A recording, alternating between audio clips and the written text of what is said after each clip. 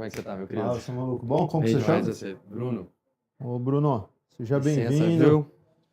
Ai, ai. Ah, Bruno, você tem uma vantagem, você não vai ser o primeiro a tomar cartão lá. É o quê? Você não vai ser o primeiro a tomar cartão lá. Ó, Vantagem, né? já tomaram, né? E a gente não se conhece, então acho que vai dar Vai. mais pano pra manga aí. Vai lá, Bruno. Ó, Conta aí. eu sou CEO da Chatflux. A gente tem uma plataforma para construção de agentes de inteligência artificial. Esses agentes, eles atuam em canal de áudio e texto. E nossa proposta de valor é o seguinte: a gente diminui muito o tempo de criação desses agentes e a dificuldade de infraestrutura. Então, hoje a gente atende algumas agências de AI, em vez deles utilizarem o N8N, eles utilizam a nossa plataforma. Estava até fazendo cálculo de cohort ali para poder falar depois.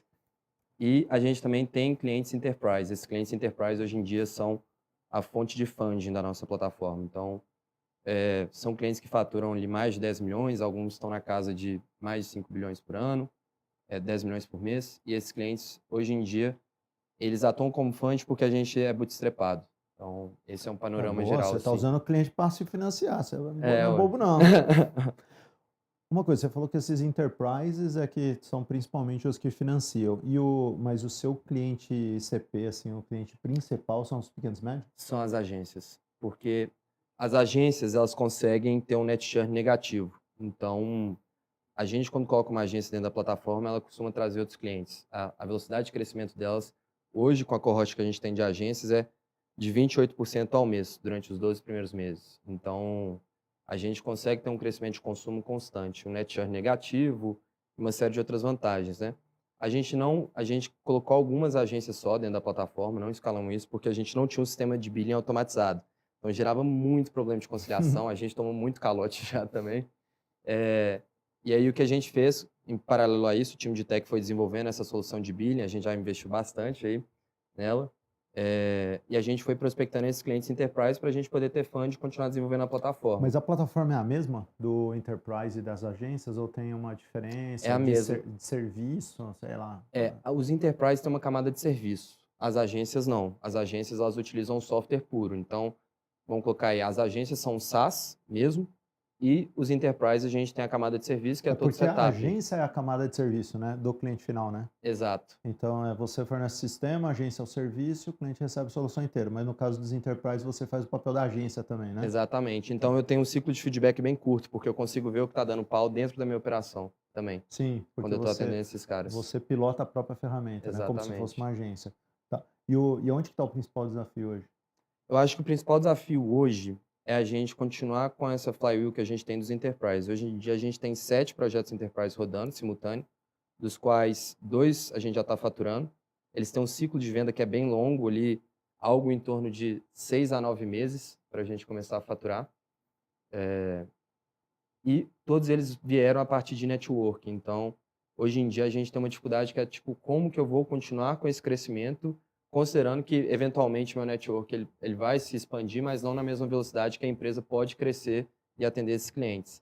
Então, a gente tem pensado em algumas possibilidades, às vezes trazer um advisor que tenha um vesting a partir desses clientes que ele pode trazer, alguém mais sênior de mercado, que já tenha penetração nessas empresas. E atualmente a gente está localizado em Belo Horizonte, então esse já é um outro ponto. Talvez eu vim para cá part-time, eu já morei aqui há algum tempo, então morar, sei lá, 20 dias em São Paulo, 10 dias lá com a equipe em BH. Esse é um dos desafios que a gente tem hoje em dia. E olhando para o produto, assim, a parte escalável é o SaaS, certo? O Ah, Enterprise não é muito e, a priori, você pode até continuar crescendo em Enterprise, mas joga para as agências executar um dia, né? Hoje você faz exatamente. por caixa. Sim.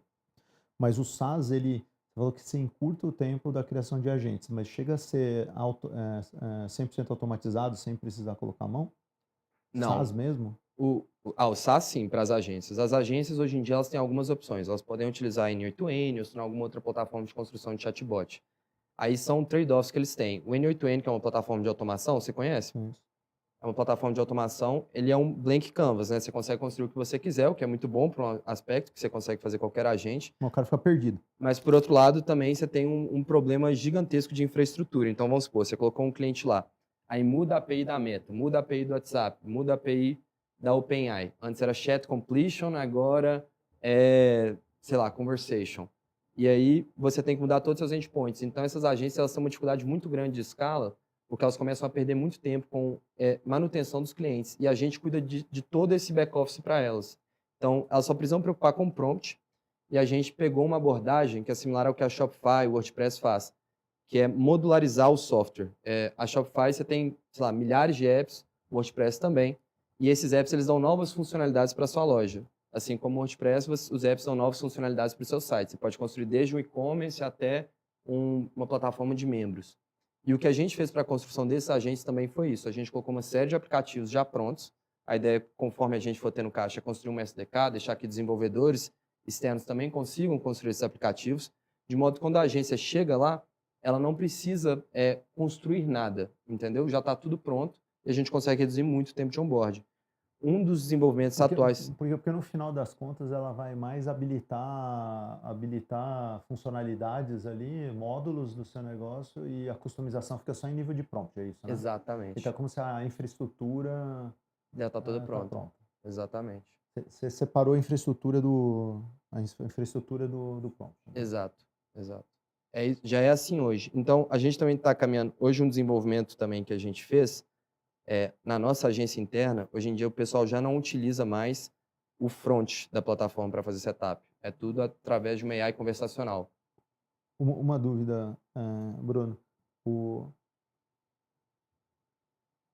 Na evolução das engines de AI, isso pode virar uma ameaça para ti, ou até mesmo do N8N?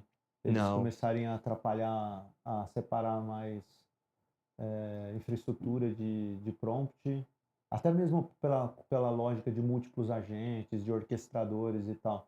Você não vê uma ameaça direta nisso? Não, o que eu penso? É o seguinte, eu não quero construir minha startup na frente de um trilho de trem. Os trilhos de trem são os modelos de LLM base, né?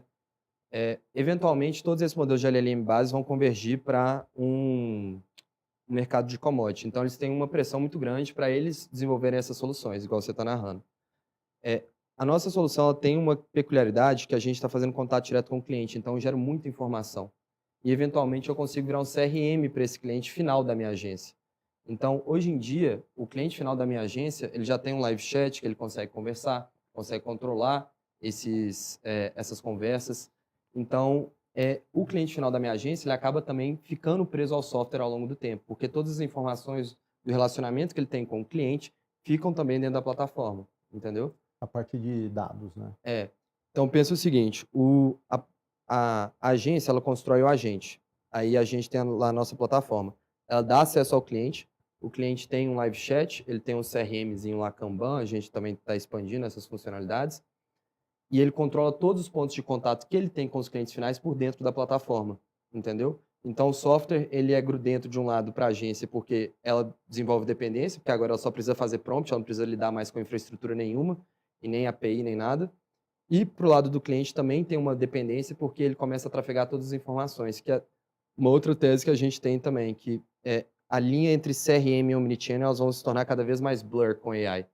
Porque CRM antigamente existia para controlar os pontos de contato com os clientes.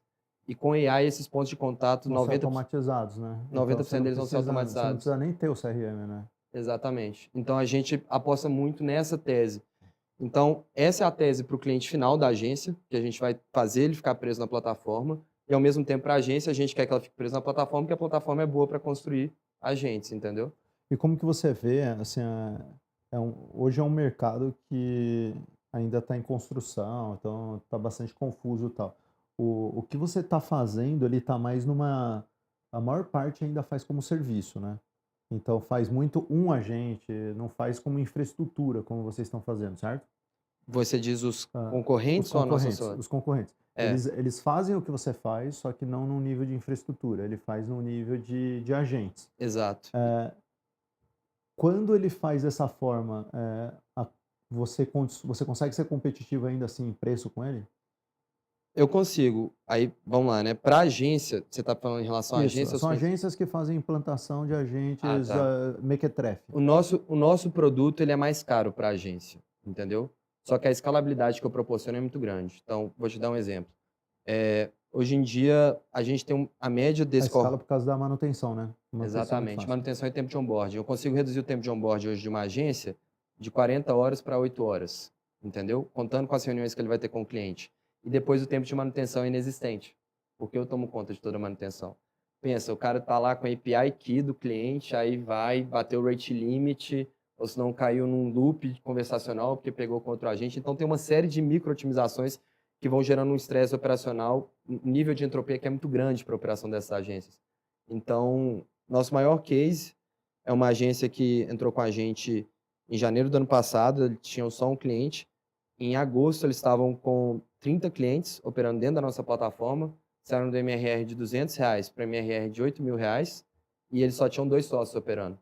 Eles estavam faturando ali algo em torno de 50 e poucos mil.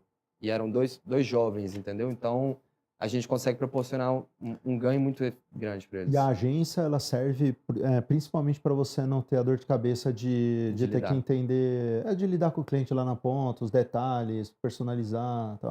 Eu acho que eu tenho uma divergência com a tese contemporânea, porque eu acredito que AI vai ser muito próximo ao marketing digital. A Meta tentou fazer tudo o mais simples possível para você entrar lá, rodar uma campanha e fazer tráfego, entendeu? Mas mesmo assim você precisa de uma agência que vai cobrar R$ 1.500 no médico para rodar o tráfego para ele. E AI eu acho que tem a mesma coisa, porque tem uma resistência à adesão do próprio médico, Sim. de todos esses negócios. Então, provavelmente você vai ter sempre essa figura humana intermediando Não faz ali. sentido, se você for ver, assim, quando migrou da agência tradicional para digital, assim, as duas coexistiram, mas os clientes continuaram contratando ambas. Sim, Porque na digital você poderia falar, ficou mais fácil, ele internalizou. Não, ele continua contratando fora. Então, assim, exatamente. agora tem as agências AI, vai. Então, é como se fosse a próxima geração. Exato. Mas os clientes vão continuar contratando essas empresas para ajudar elas. Porque eles não Exato. têm condição de fazer interno. Sim, essa que é a tese, entendeu? Então, nem todo o mercado está posicionado. E a gente quer transformar o trabalho da agência também muito simples, entendeu? Sim. Então, às vezes até parar de utilizar a própria interface visual, a gente quer transformar em conversacional. Pô, eu quero criar um agente e tudo mais. Tá, beleza. Me passa aqui o transcrito da call de onboarding que você teve com o cara. Aí vai e já pega. Essas agências, elas têm... você tem trabalhado a formação delas no sentido educacional? Tem. Como usar a ferramenta? Tenho. Esse é um dos aspectos também que a gente tá tentando reduzir ao máximo, transformar a plataforma em conversacional, porque existem muito mais agências que têm força de venda do que conhecimento de prompt, Entendi. entendeu? Daí você quer que ela não se preocupe com a execução. Exatamente. Eu quero reduzir muito o delta porque você tem um delta do conhecimento que é necessário para AI ter o comportamento esperado. E a gente quer reduzir ao mínimo possível a barreira de conhecimento que a pessoa que está fazendo o setup tem para conseguir configurar o comportamento desejado, entendeu? Tá. E dentro desse cenário assim, que você explicou aqui, qual que é o seu maior gargalo hoje? Qual é o seu maior Eu acho que a gente tem alguns gargalos, né? Por ser bootstrapado, a gente não pode expandir time de produto de uma maneira muito grande, né? O que eu também acho que é positivo. Às vezes as restrições elas fazem com que você seja mais eficiente, mais criativo? é mais criativo, você construa um produto com mais zelo, assim, né? Então tem esse aspecto. Só que esses clientes enterprise hoje em dia, com esses contratos que estão começando a faturar, eles já vão resolver esse problema financeiro. Um outro aspecto que eu tenho também, tipo assim, uma dúvida, eu tenho uma cultura que é bem diferente normalmente time de engenharia. Então, eu tenho dificuldade hoje de contratar pessoas de engenharia até para um perfil cultural, entendeu? Então, Explicar mais. tipo, lá dentro a gente tem uma cultura que a maior parte do time trabalha 12 horas por dia, 13 horas, todo mundo presencial e tudo mais. O volume de programadores que você consegue encontrar que tem uma semelhança cultural com o resto da empresa é baixo, né? Então, eu vejo que esse é um desafio que a gente vai ter para a contratação, entendeu? Questão de alinhamento cultural. E aí, eu também tenho, tipo assim, vamos supor, isso aí foi um deslize meu como empreendedor, né? Eu inicialmente queria que o time de tech fosse todo presencial, igual são todos os outros times, entendeu? Ao longo do tempo eu aceitei que não ia ser mais presencial. Aceita que dói mesmo, né? Exatamente. Let reality be your teacher, né? Deixa a realidade te ensinar. Não adianta eu querer que uma coisa seja diferente do que eu consigo fazer ela, né? E aí eu tenho essas dúvidas, tipo assim, pô, será que com o capital, eu conseguindo pagar um salário acima de mercado, eu vou conseguir trazer esse time presencial? Tem uma discrepância de produtividade ou não? Entendeu? Porque o DNA cultural da empresa eu acho muito pouco provável de eu mudar ele, entendeu? E eu também, tipo assim, não tenho esse intuito. Eu acho que o que trouxe a gente até aqui foi esse nível de comprometimento e foco, e pouco provável de eu mudar o comportamento esperando que o resultado seja o mesmo, entendeu? Do que a gente teve até agora. Então tem essa questão dos enterprise, como é que eu continuo essa flywheel de prospecção desses caras. Tem essa questão do time, né? Como é que eu vou conseguir trazer esses talentos de engenharia e fazer esses alinhamentos. E eu acho que um outro ponto, assim, eu vejo que o meu mercado, provavelmente ele vai acontecer igual aconteceu com o mercado de e-commerce. Você tem VTEX, Nuvenshop, você tem uma série de empresas que atendem e criam e-commerce, né? E você tem a Shopify, que é a campeã. A Shopify, ela fez toda essa questão de modularidade, ela é internacional e tudo mais, né? E a Shopify tem um valuation gigantesco. Eu acho que o mercado de agentes também vai ter uma série de campeões, entendeu? Tipo, só que vai existir um campeão que vai ter um valuation de mais 100 bilhões de dólares. Eu, idealmente, quero mirar para ser esse cara, entendeu? Tipo, eu vou jogar o jogo para ser esse cara. E aí, um dos aspectos que eu vi, até por isso eu não fui atrás de captação antes, seria essa questão de diluição de cap table. Se eu fizesse uma rodada muito pequena antes, eu já ia ferrar meu cap table para eu fazer uma captação lá fora, entendeu? E aí, se eu quero competir a nível mundial, eu preciso ter essa possibilidade de fazer uma captação com um valuation que é alinhado, um pré-seed lá, algo assim nesse sentido, entendeu? Então, esse também é outro aspecto que eu penso, tipo assim, tá, qual que vai ser o momento dessa virada de chave? Eu acho que para eu captar lá fora, se eu quiser, eu vou ter que fazer uma série de outros aspectos antes, eu vou ter que construir uma base de clientes. Calma. Você acha que não? Não, pera. É que você Aham. está entrando em muitos assuntos ao mesmo tempo. Calma. Tá. Vamos lá. O do Enterprise. Esse flywheel que você comentou. De fato, vender para o Enterprise é completamente diferente de qualquer outro tipo de venda. Sim. Ela é uma venda que ela é longa, lenta, burocrática, desestimulante, e tem vendedor especialista nisso no mercado e tal, mas Uhum. é um tipo de venda que não tem muito como escapar dela. Uhum. E o importante é ter clareza de que é um tipo de venda completamente diferente das outras. Completamente. Assim, o cara que vai vender para agência, na boa, você bota uma propagandinha lá, você sabe disso, bota uma propaganda, uma boa copy, Sim. traz o cara para uma boa conversa, pronto, o cara já converteu. E ele converter os clientes finais também não é nada de outro mundo. Uhum. Agora, para você convencer o Enterprise, ele vai querer olhar sua robustez, é feed de quem? Ele vai querer Contrato de olhar SLA, multa se você não bateu o SLA, LGPD e os caramba LGPD. 4, onde você está rodando isso, se o dado vai vazar, não E, vai. Então, assim, você está lascado. e isso não é problema, tipo assim, pra gente hoje. Tipo, eu consegui trazer um CTO que é ex-YC, então a gente tem uma maturidade, assim, pelo menos de tech, bem grande.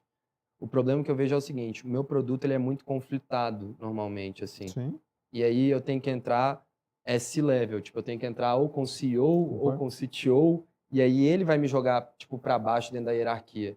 E aí, normalmente esses contatos eles surgem de networking pessoal, entendeu? Sim. Até para eu fazer uma intro, eu já construo toda uma apresentação para esse cara, eu mando para ele específico. Quem faz a intro já tem um contato pessoal muito grande Não, com você está ele. certo, então, mas é por isso que eu estou falando, é uma venda completamente diferente da outra. Sim. Assim, essa aqui é uma venda, um conceito de venda que muitas vezes é chamado de ABM, né? Que é Uhum. Account Based Marketing. Você tem que Sim. cercar o cara de todos os lados. Você tem que vir de cima, de lado, de baixo, de um outro, tal, Uhum. assim, leva tempo e usando muito network em todas as esferas. Sim. Daí tem uma hora que você cerca o cara de um jeito que ele cai na armadilha ali. Agora, é totalmente diferente do modelo de venda da agência e do cliente final, completamente. Então, um dos Uhum. pontos é duas estruturas. São duas Sim. estruturas. Que é a primeira coisa dolorosa, tendo em vista que você é bootstrap. Uhum. Porque daí você vai falar, cara, eu vou priorizar o quê? Esse daqui, o retorno é lento Uhum. e enrolado, Sim. versus o outro que o retorno é muito mais de curto prazo. Então, esse é um ponto. E de enterprise, uma última coisa, faz sentido você ter mais clareza do quanto que o enterprise vai continuar sendo seu cliente ou não, ou se ele é só um motivo de bootstrap. Se ele é só um motivo de você se financiar por ser bootstrap. Isso é uma coisa importante. Você está fazendo como, entre aspas, um mal necessário ou não? Isso aqui vai ser É um, continuado. é um mal necessário, eu acho. Por- Porque a agência é um mercado bem maior. E a tendência é que você consiga os clientes enterprise e passe para uma agência executar, né? A Uhum. tendência. Tá, então ok. Então você está falando sobre uma perspectiva de funding aqui. Daí daqui a pouco você falou do cap table, eu vou conectar com isso. Você falou sobre os talentos de engenharia. Te falar que, assim, você vai consegue encontrar uns malucos que trabalham presencial, mas no geral a galera sumiu no Uhum. presencial. Sim. Na Landor, a gente tinha 2 sedes em Campinas, pré-pandemia, tipo, sei lá, 200 pessoas. Depois da pandemia, ninguém mais quer vir presencial. Acabou. Algumas áreas voltaram, né? Uhum. Muitas áreas voltaram, mas tecnologia, em geral, os melhores não voltaram. Então, o risco é você vai ter que pescar num aquário muito pequeno, Uhum. né? Sempre tem. Aqueles doidinhos lá de tecnologia falam assim, ó, Uhum. top trabalhar presencial, mas é uma minoria. Então, você falou sobre pagar bem. É por aí. O Sim. cara, se você pagar um prêmio para ele aparecer presencial, parece artista agora, né? Você tem que Exatamente. pagar um Olha o cachê cachê extra. deles. Tem que pagar um cachê extra, assim. Se for remoto, mas é possível, mas é difícil. E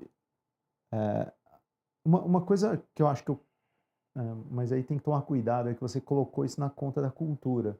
Ah, não. É, Esse do presencial eu já não, tá. não tô preocupado mais com Tá, ele. boa. É porque eu É mais a cultura que eu tenho uma preocupação, sim, entendeu? mas eu concordo, mas são temas distintos, mas então Aham. estamos alinhados. E o último sobre o cap table que você falou é o seguinte, eh, tem que tomar um cuidado, porque às vezes você vai preservar demais o cap table e você perde a oportunidade. Uhum. Então, assim, tem um trade-off aí. Que às vezes você está tão preocupado em preservar cap table, que você está deixando de captar agora para crescer. E crescimento, você não estoca. Assim, uma vez que você perdeu a oportunidade Janela. você perdeu a oportunidade, sei lá, você está crescendo a um ritmo de 2x ano, né? Que eu Uhum. falei ali, você poderia estar crescendo a um ritmo de 3x, você não volta no tempo, Uhum. já era. Sim. Você consegue daqui para frente, não para trás. E uma vez que a gente está num mercado que não é que ele está quente nem acelerado, ele está voando Uhum. baixo. O ponto é você não fazer os seus concorrentes fazerem. Sim. Então, aí você tá jogando muito na defensiva em relação a esse assunto. Na minha visão, é possível conciliar os dois interesses. Uhum. Algumas possibilidades, você pode levantar o mínimo necessário. Porque, assim, a captação não é binária. Tipo, capta ou não capta. Não, você pode captar pouco, médio ou muito. Assim. E o que seria pouco? Pouco seria você vender 10% da empresa, médio 15%, muito 20%. Uhum. Não faz sentido você vender 20. Agora 10 pode te dar um fôlego financeiro que te coloca foco para você crescer onde interessa. Porque aonde que tem um custo invisível que você até sabe que existe? Para atender os enterprises, você está dispersando sua energia, você está dispersando talento que você tem dentro de casa, Uhum. você está tendo que dar um passo para trás, você está dando um para trás para dar dois para frente, que é receber o dinheiro do enterprise. Mas toda essa apurrinhação aqui que você está fazendo, provavelmente ela está te tornando mais lento. E o seu avanço do SaaS poderia estar mais rápido, você já poderia estar com muito mais agências, você já poderia estar com muito mais cliente. Só que, para isso, você precisa trocar o funding Mas o desse VC por também não vai tirar minha atenção da mesma forma? de forma alguma. O VC não, assim, aí tem a ver com a qualidade do VC. Não, eu digo todo o pipe de captação. É porque eu nunca fiz captação. Tá. Faz sentido a sua provocação, ótimo ponto. É porque assim, pessoal, captar, você precisa agendar vários pitches, então você vai ter que vir para São Paulo algumas vezes, assim, você tem razão, dá um trabalho. Só que tem um ponto. Você falou e você começou falando sobre uma perspectiva que eu gostei bastante, que é você não está pensando em jogar o jogo, você está pensando em dominar o jogo. Só que para você dominar o jogo, você precisa acessar o dinheiro. E para Uhum. você acessar o dinheiro, em especial o dinheiro grande, você não acessa da noite para o dia. Então, o que eu estou querendo te dizer, independente, Bruno, de você captar agora ou não, você deveria estar fazendo essas conversas. Sim. Independente. As conversas eu faço hoje em dia. Então você faz elas com recorrência. Não, eu fiz elas pontualmente. Eu rodei o mercado mais ou menos há 6 meses atrás, junto com o meu CTO. Você rodou assim, tipo, uns 10 fundos? Você chegou a isso aí? Uns 10 fundos. Reunião presencial, tudo aqui em São Paulo. Ele tem mais abertura. Tipo, ele é ex-YC, né? Então, normalmente, o pessoal tem uma abertura ali para gerar relacionamento. E a gente rodou o mercado, a gente viu o tamanho das rodadas, não ia causar um impacto muito grande na velocidade da empresa se a gente fizesse uma rodada na média do que é o expectativo para nossa empresa lá. Então a gente optou por bootstrapar mais um pouco para depois conversar sobre uma rodada com dinheiro que fosse fazer mais sentido, entendeu? Tipo assim, a nível, tá, com esse dinheiro eu consigo expandir quanto time de produto, entendeu? Vou ter quanto de verba de marketing. Porque esse início todo, a gente já bateu o break-even, hoje em dia a gente tem um cash burn bem diminuto, assim, porque eu tenho capacidade de suportar isso, dado os outros empreendimentos que eu fiz previamente. Então, a gente optou por isso para a gente ter um faturamento mais significativo e a gente, quando for fazer a rodada, conseguir também fazer uma rodada que vai realmente impulsionar e acelerar muito a empresa, entendeu? Só que aí entra um outro ponto. Esses clientes enterprise, tem alguns que têm potencial de faturamento, sei lá, de 7 dígitos mês, entendeu? E aí, o, o cálculo de fazer uma rodada aqui no Brasil talvez já não compense mais, dado que a gente não tem relacionamento prévio, entendeu? Com os fundos. E aí essa é uma coisa que eu fico pensando também, tipo Mas só assim. uma coisa, assim, ó, se você for, por exemplo, fundo americano, é importante você ter cliente americano. Exato. Eles são muito chatos com isso. São. Agora, só pegando uma coisa assim, o ponto, só para entender se a mente de você tá nesse lugar, para você fazer um seed, por exemplo, Uhum, típico americano, de $1 milhão. Tem de uhum, 1 a 2, mas vamos colocar $1 milhão. E para isso acontecer, a empresa precisa estar valendo $5 milhões, R$ 25 milhões. uhum. E para isso acontecer, provavelmente eles devem estar trabalhando com múltiplo de 6. Então, você está falando de uma receita anual de uns 4 milhões, talvez 5 milhões. É isso que você está mirando? Assim, uma receita anual de perto de 5 milhões para que você consiga fazer um seed de $1 milhão? Eu acho que o que a gente está mirando para esse ano é mais, entendeu? E a vantagem, acho que a principal Seria discrepância pular o seed, então, e ir para o Series A. a gente queria pegar lá fora, tipo, pelo menos pela carta, eu acho que tá $2,4 milhões a média hoje, né? Uhum. Você falou seed. Eu acho que é. Só que eu posso estar com dados É atualizados, que ele há assim, muito no tempo. Brasil, o seed, os mais top o estão seed sendo no feitos de $1 Brasil. a $2 milhões. Exatamente. Só que o múltiplo do Brasil é muito menor que o múltiplo lá fora. Uhum. Entendeu? O múltiplo lá fora, médio, para o meu setor, é 30 ARR. Mas assim, se você quer encarar os fundos americanos, você já precisa ir para lá para ontem, né? Eu preciso, só que aí eu tenho que materializar todo esse pipe que eu tenho de enterprise aqui, faturamento deles, contratar o time e aí já começar a fazer o funil para as agências lá fora. Tudo bem, mas assim, vamos lá. Olha como o Enterprise está te atrapalhando.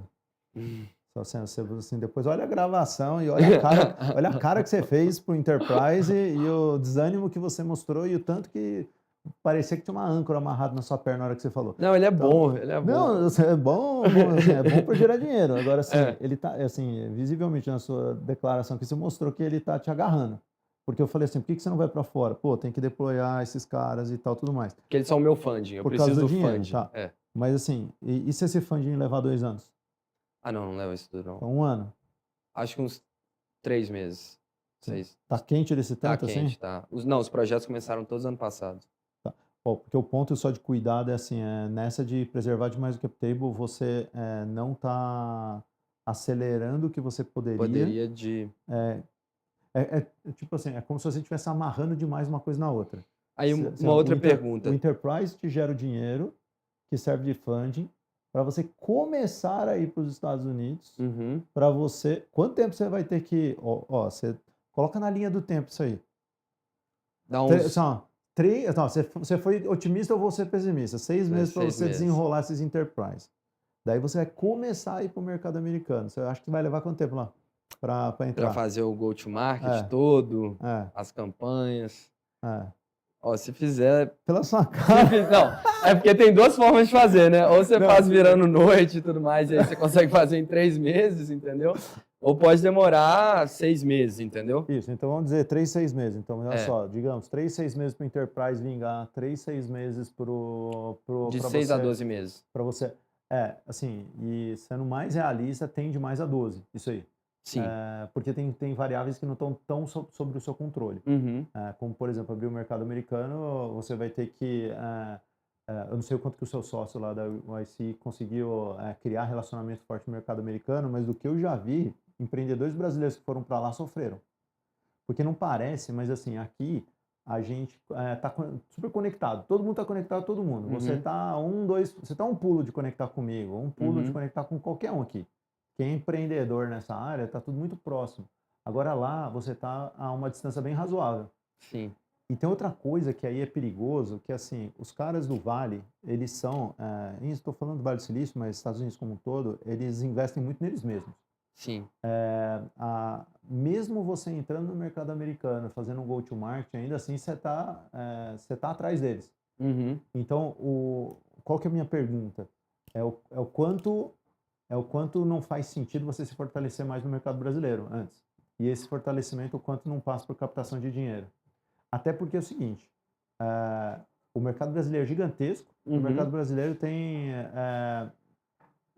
terra de cego, oportunidade pra caramba. Sim.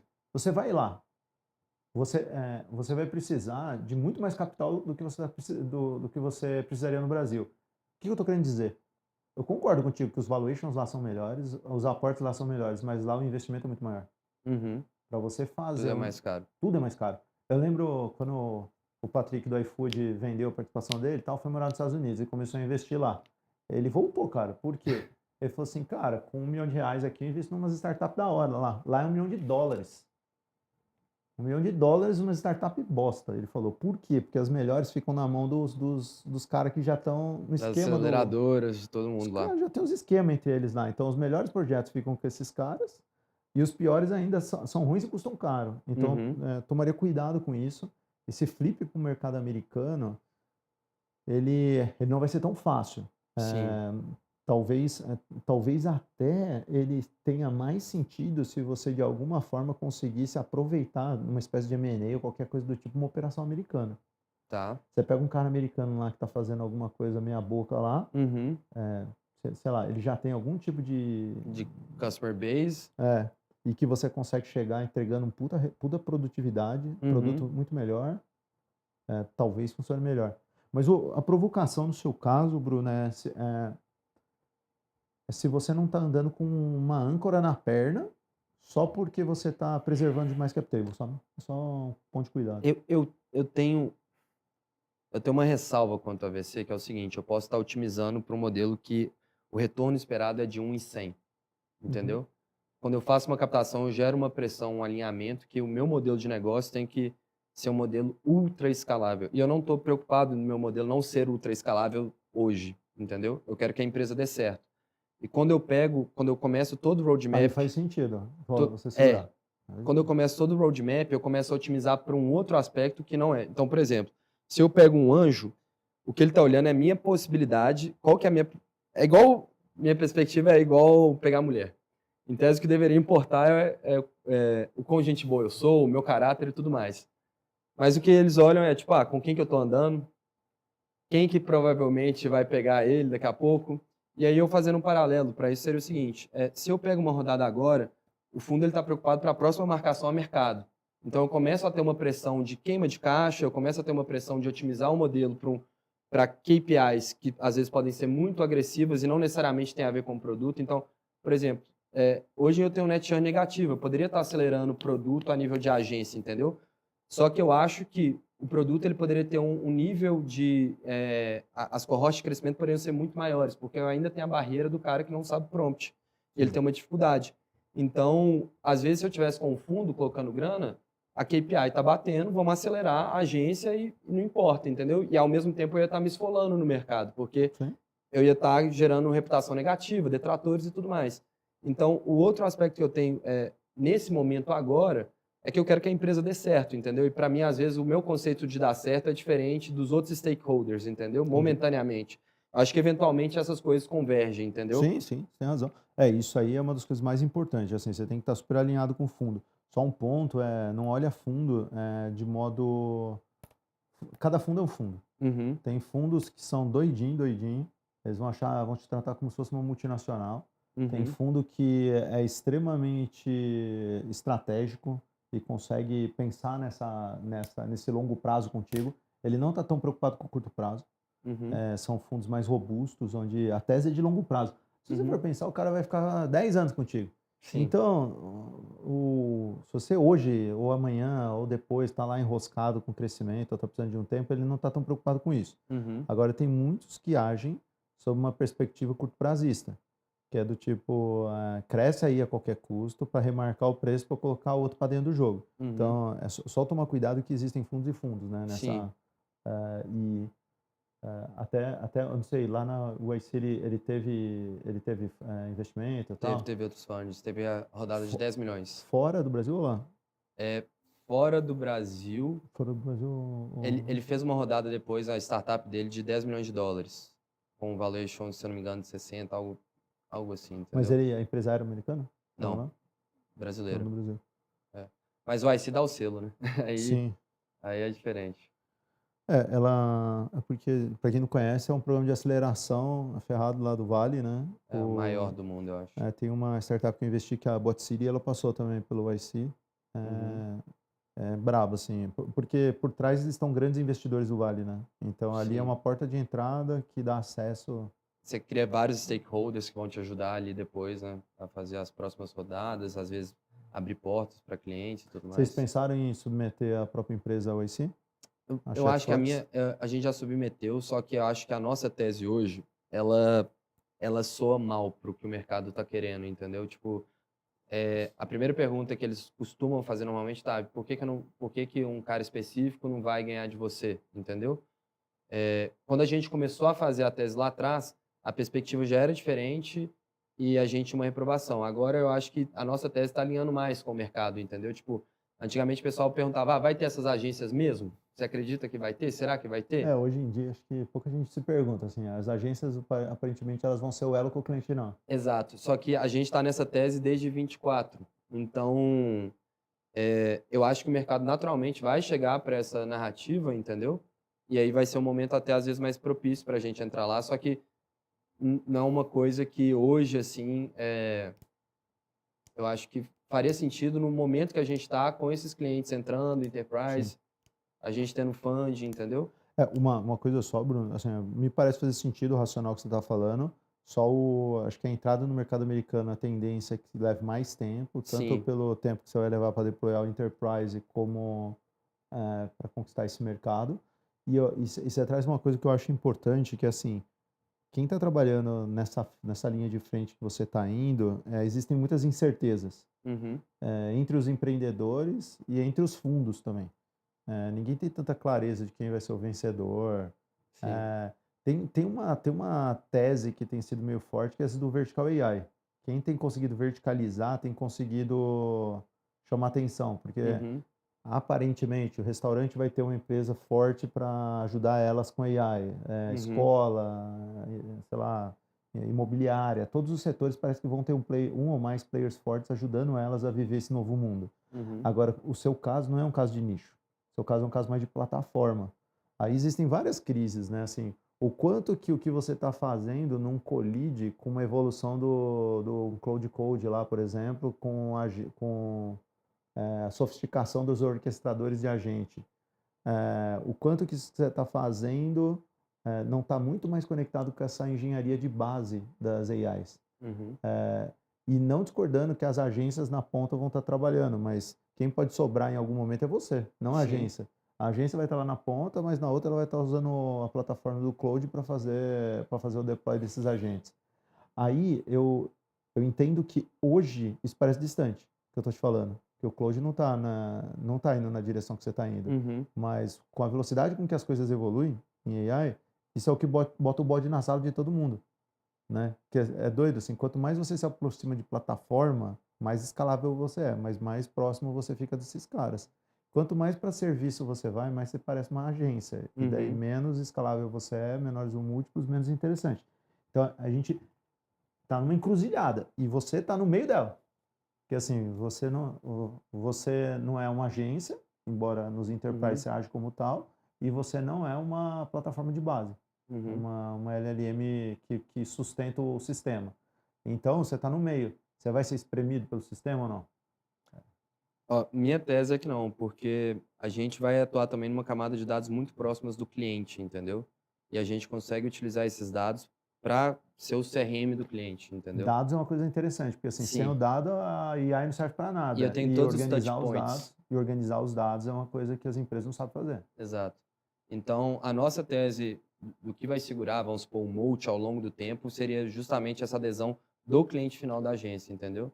A ideia é que o portal, hoje em dia, ele não é mais, seja white label também, entendeu? Então, para a agência, tem a marca dela lá.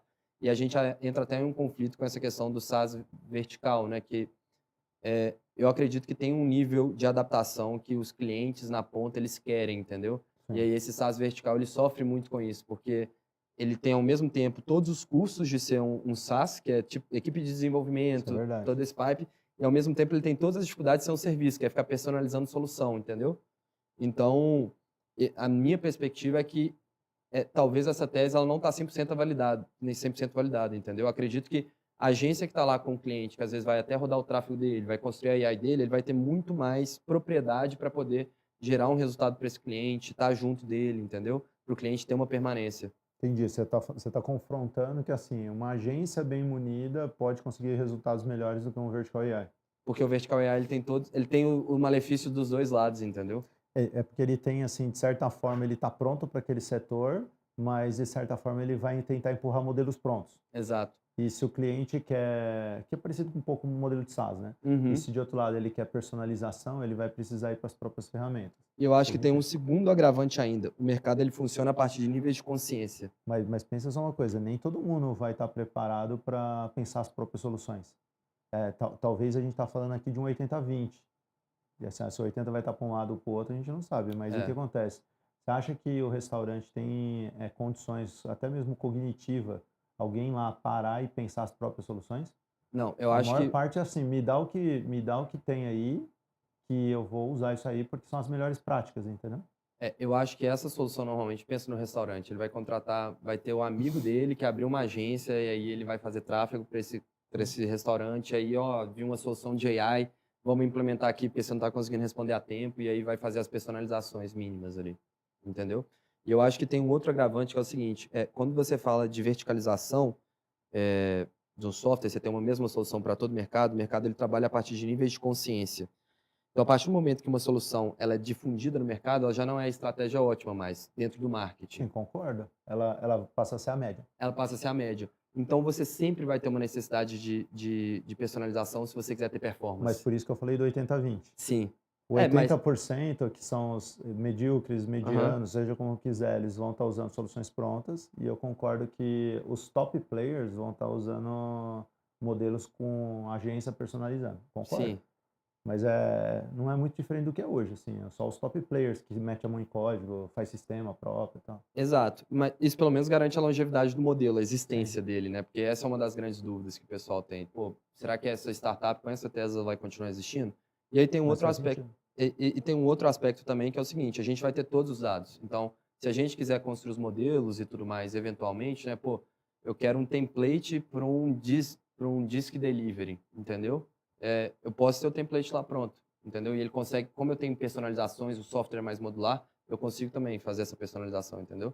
Mas pensa uma provocação. Pensa que você, ah, imagina que para onde você está indo, tá? Essa solução que está na sua cabeça. Pensa que uma plataforma de base ali, estilo OpenAI ou Claude compra vocês. Compraria a gente? Não, pensa nessa hipótese. Uhum. Alguém foi e comprou. Sim, Certo? certo. Então, e as outras empresas igual a sua? Como fica nesse cenário? Não, calma aí. Ela comprou a Pensa, minha empresa? isso, pensa que a sua empresa é uma Uhum, plataforma que está em uhum, cima ali do OpenAI ou em uhum, cima da Anthropic ali. E, e você, assim, você está construindo uma plataforma que é aham. intermediária entre os dois Sim, mundos e você está sofisticando ela. sim. Agora, imagina que você é comprado pelas LLM, uma delas. Os outros players que fazem o que você faz, o que acontece com eles? Não sei, você diz os outros players de plataforma, os outros players Os outros de... players igual você. Imagina que hoje Ah, tenham tá. Se 20 eles empresas igual a sua. Agora Aham. eles vão lá e compram a sua empresa Uhum, para plugar lá no OpenAI, no Cloud e tal, uhum. tudo mais, está dentro do Ah, ecossistema tal. entendi. O O que acontece com cliente as final outras comprou. empresas? Não, não, estou falando a LLM. Assim, imagina que a OpenAI comprou Aham, comprou, você, fez ou a Anthropic comprou fez você. uma acquisition na minha empresa. Eu Isso, fiz o exit. isso. A minha provocação é assim, imagina que se ela está aqui, o cliente está aqui. Na Uhum, verdade, tá, ela, a agência, o cliente, você está no uhum. meio. Então, são Sim, 4 personagens. sim. Imagina que esse aqui fala, cara, compro, agora vai ser 2 em 1. Uhum. A sua empresa. O que acontece com as outras empresas igual a sua? elas vão querer adaptar, elas vão deixar de existir, talvez, né? E aí a provocação se for outra empresa que seja comprada e não a minha. Isso, exato. Entendi. Então essa é a provocação. Que é o Uhum, ponto é que eu tenho visto gente falar assim, não, mas a OpenAI não vai nessa direção tal. Só que ao mesmo tempo, eles não estavam indo na direção de coding. uhum, Daí eles foram lá e ou desenvolveram ou compraram empresas de coding, igual a Windsurf e a Cursor. Então o que acontece? Se isso aqui que você está fazendo entra em rota de colisão, ou ele vai fazer, ou ele vai comprar o sua ou vai comprar outra. Mas o ponto é, e as outras soluções parecidas? É sim. nesse nível que existe sim algum nível de rota de colisão com as LLM, entendeu?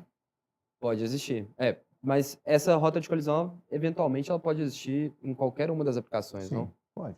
É, acho que é uma Mas, generalização. mas o legal é que, assim, se você, concordando contigo numa ponta, assim, pensa a agência. A agência, aparentemente, ela sempre vai ser necessária, Uhum, porque alguém vai ter que pilotar essa engrenagem e não vai ser o cliente final, sim, dificilmente.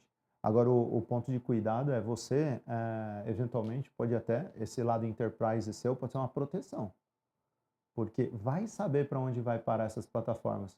E esse sim. seu lado enterprise pode ser, na verdade, o seu business lá no futuro. Uhum. Então, trazendo para outra perspectiva, esse cliente pode ser que seja, Essa, a depender do rumo das coisas, pode ser o seu futuro. esse é outro aspecto também que eu gosto, porque por a gente não ter captação, a gente pode fazer algumas coisas que se a gente tivesse captação, talvez os stakeholders não aceitariam que a gente tivesse esses dois clientes girando ao mesmo Sim. tempo, Você tem entendeu? um hedge ali, né? É. Isso é, E, isso é interessante para você. e hoje, Dado a incerteza de tudo sim. isso. E hoje em dia a gente consegue entregar muita performance para esses clientes enterprise. Tipo, nessas POCs todas a gente Sim. está tendo retornos muito positivos, por isso que a gente está conseguindo fechar. Então, a perspectiva da gente trazer outros enterprise, ela é muito forte também, entendeu? Beleza. Ó, só ver se tem alguma pergunta aí. Deixa eu ver. 30, RR média, sinal, outlier absoluto, dados próprios. Não sei o contexto da pergunta. 30 da RR. Acho que é a média do. Pode pegar depois os relatórios, né? Mas lá nos Estados Unidos, eu acho que é a média do setor de AI. yeah? É, 30 é bastante, hein? é. É por isso que falam que tem uma bolha, né? Assim, Uhum. o mercado, assim, olhando o mercado tech como um todo, né? Na época da pandemia, assim, o ARR de SaaS sempre girou em torno de 6. Uhum. Na pandemia ele chegou a 20, só que daí estourou a bolha, voltou para 6.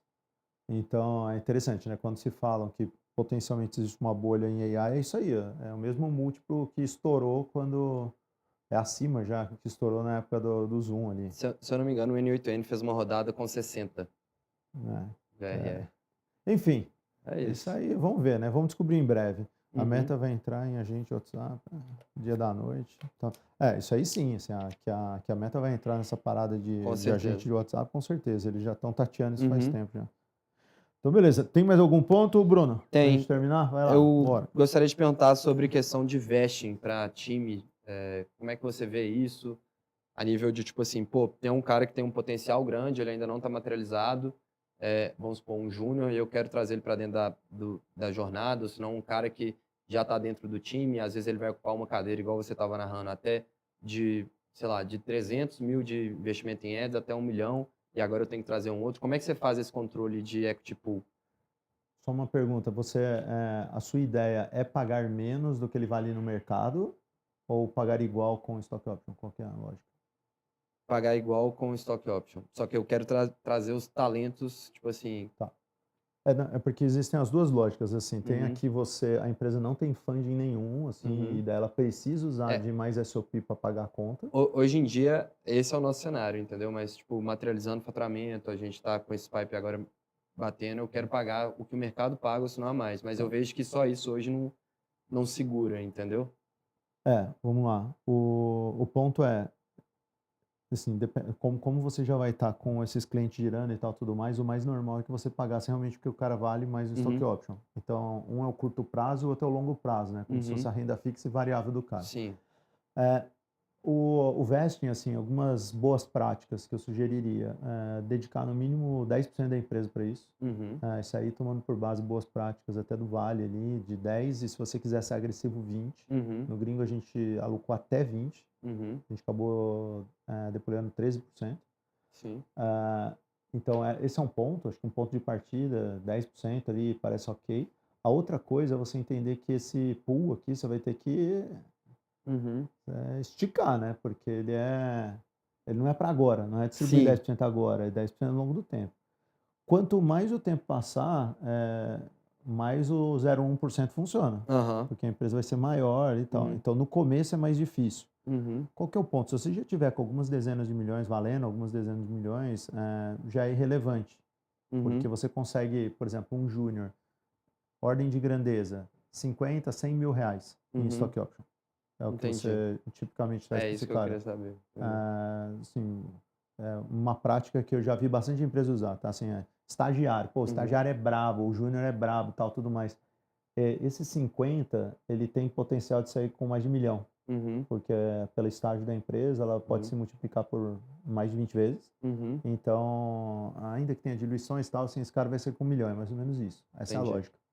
E para esses cargos mais sêniores, por exemplo, eu vi num podcast você falando sobre trazer a CFO, que ela Sim. tinha uma remuneração grande, né, e tudo mais. Como é que você dá um stock option, às vezes, quando você precisa dar esse próximo passo, trazer um profissional que é mais caro do que você consegue pagar, mas ao Sim. mesmo tempo ele que vai te levar para o próximo patamar?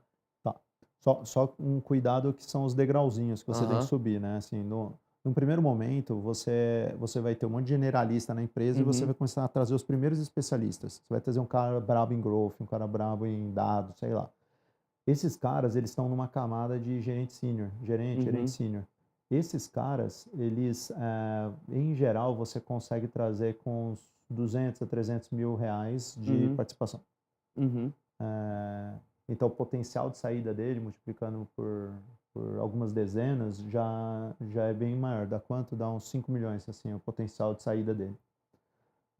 Quando você vai já para um nível de diretoria ou vice-presidência, aí você já está falando em 500 mil a 1 milhão de participação para a pessoa. E por que eu estou falando em valor absoluto, pessoal? Tem uma coisa que a galera confunde, que é falar assim, 0,1%, 0,5%, tanto faz o percentual é irrelevante. Porque o que vale ele vai ter um X na mão e aquele X tem upside de multiplicar por Y. Então, se a sua empresa estiver valendo 5 milhões, então esses 50 mil dá 1%, é isso?